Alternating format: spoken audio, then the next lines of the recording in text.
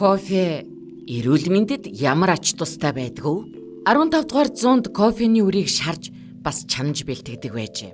Кофе анх Арабаас гарч түүнээс хойш өөрийн ам түнрээр кофенд дурлагч сая хүнд хүрсэн хэмээн үздэг юм. 16 дугаар зууны ихэнх үеэр эмч нар кофег хүний зарим өвчнийг эмчлэх чадвартайг олж мэджээ. Олон улсад хийсэн судалгаагаар кофе хүний биед олон төрлийн ашиг тустай байдаг байна. Яг одоо та бүхэндээ эдгээр ач тусыг хэлж өгье.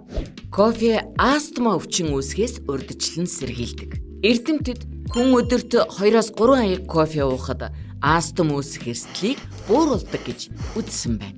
Кофе чихрийн шижин өвчнөөс сэргийлнэ. Энгийн кофений хэрэглээ 2 дугаар төрлийн чихрийн шижин өвчнөөс хамгаалахад нэмэр болдог юм. Энэ нь кофенд агуулгадах хромогены хүчил. Кофений хүчил кофеин зэргээс хамаарч байгаамаа. Судалгаанаас үзэхэд өдөр тутмын 1 аяг кофе 2 дугаар төрлийн чихрийн шижин өвчин тусах эрсдлийг 9% бууруулдаг бол харин декафеинтэй кофе 6% бууруулдаг гин. Чихрийн шижин өвчнөөс 50% урьдчилан сэргийлэх зорилгоор эрэгтэй хүн өдөрт дунджаар 6 аяг кофе, харин эмэгтэй хүн яг адилхан хэмжээгээр уухад тусах эрсдэл 30% тус багасдаг байна. Кофе нь Паркинсон өвчний эрсдлийг бууруулна. Хүний тархины эсээс гардаг нейротрансмиттер дофамин нь бидний хөдөлгөөний зохицуултыг хариуцдаг гэдгийг эрдэмтэд олж тогтоожээ.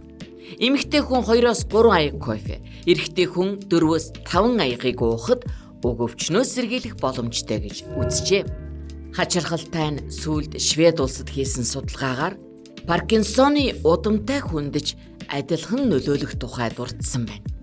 Паркинсонтой хүмүүсийн хувьд бусад хүмүүсийн тархинд үүсч байдаг дофамин гэх зүйл нь устгагдсан байдаг юм. Харин кофе энэхүү өөрчлөлтөөс сэргийлж чаддаг гинэ. Декаф буюу кофений тун маш багатай кофе уухад сэргийлэх нөлөө харин бараг байдаггүй юм байна шүү. Кофе Альцгеймерийн өвчнөөс урьдчилан сэргийлнэ. Европын мэдрэлийн эмч нар кофеин нь Альцгеймер өвчин тусах эрсдлийг гайхалтайгаар бууруулдгийг олж судалжээ. Кофе уувал элэгт нь баярлах болно. Энгийн болон декаф кофе аль нь элэг хамгаалах нөлөөтэй байдгийг баталсан байна. Судалгаанаас харахад кофе уудаг хүмүүсийн элэгний ферментийн түвшин нь кофе уудаггүй хүмүүсийг бодвол эрүүл хэмжээнд дотроо байдаг байна. Кофе уувал таны ДНК хүчтэй байдаг гин. Dark roast буюу хар хайрсан кофе бидний ДНК хэлхийг гэмтэх эрсдлийг бууруулдаг гин. Хүний ДНК байглаасаа гэмтэж идэг бөгөөд хэрвээ эс өөрөө үнийг сэргээж чадахгүй бол хорт хавдар үүсэх магадлалтай байдаг юм. Кофе сэтгэл санааны хямралд орох эрсдлийг бууруулна. Олон улсын судалгаагаар өдөрт дор хаяж 4 аяга кофе уудаг хүмүүс сэтгэл гутралд 20% бага өртдөг байна. Кофе хэмээх ундаа маань ой санамжинд сайнаар нөлөөлдөг. 65-аас дээш насны хүмүүс өдөрт ердөө 1 аяга кофе уухтал ой санамжинд нь сайнаар нөлөөлдөг болохыг судалгаагаар тогтоосон гинэ. Кофе мөн зүрхний өвчнөөс урьдчилан сэргийлдэг. Энэ ундаа нь цусны даралт ихсэх өвчнийг үүсгдэггүй нь батлагдсан байна. Зүрх судасны өвчтэй хүмүүст кофег бага хэмжээгээр уухыг зүрх судасны эмч нар зөвлөдөг байна. Үр ашиг нь холестеринд үзүүлэх нөлөөгөөр илэрдэг. Судалгаанаас харахад кофе муу холестерины хэмжээг нэмэгдүүлэхгүй, харин сайн холестерины хэмжээг нэмэгдүүлж байдаг гинэ. Кофе толгой өвдөлтийг эмчилнэ. Шинэхэн чансан 1 аяга кофег төрөл бүрийн толгойн өвчин, ялангуяа тархины судасны агшилтаас үүдэлтэй мигрени өвчнг эмчлэх эмчилгээнд ашиглаж болдог юм байна. Кофеин нь судсыг илүү тэлж цусны эргэлтийг сайжруулдаг гэж судлаачид үзжээ. Кофе булчинд хүндүр орохоос урьдчилан сэргийлдэг.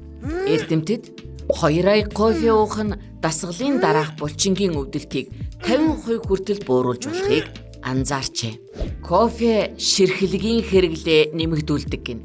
Ягд гэвэл кофе ширхэлгээр өөрөө баялаг байдаг юм байна.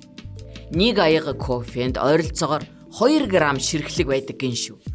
Эрдэмтдийн санал болгосноор хүний өдөрт авах ёстой ширхлэгийн хэмжээ 20-оос 38 грамм байдаг юм байна. Кофе хэмээх ундаа сэтгэл санаанд эргээр нөлөөлдөг. Энэ ундааг уудаг хүмүүсийн сэтгэл санаа нь илүү өөдрөг байдаг. Өөрийгөө үнэлэх үнэлэмж илүүтэй, бусад хүмүүстэй ээлдэг сайхан харилцдгийг тогтоожээ. Гэхдээ ямар нэгэн зүйлийн хэмжээг хэтрүүлвэл сайн тал нь эргээд муу тал болдгийг та бүхэн мэднэ. Америк нэгдсэн улсын хүнс эмийн хяналтын удирдлагын эрдэмтдийн үзэж байгаагаар кофеин нь ихэнх хүмүүсийн эрүүл хоолны дэглэмийн нэг хэсэг байж болох ч хит их кофеин нь таны эрүүл мэндэд аюултай байж болзошгүй гэж үзсэн байна. Хүний биеийн жин хэрглэж байгаа мэдрэмт хий байдал зэргээс хүн болгонд кофе өөр нөлөөлж байдаг. Америк нэгдсэн улсын хүнс эмийн хяналтын удирдлагын хэлснээр эрүүл насанд хүрэгчид өдөрт 400 мг буюу 4-5 аяга кофе уухыг ерөнхийдөө аюулгүй гэж үзсэн байна.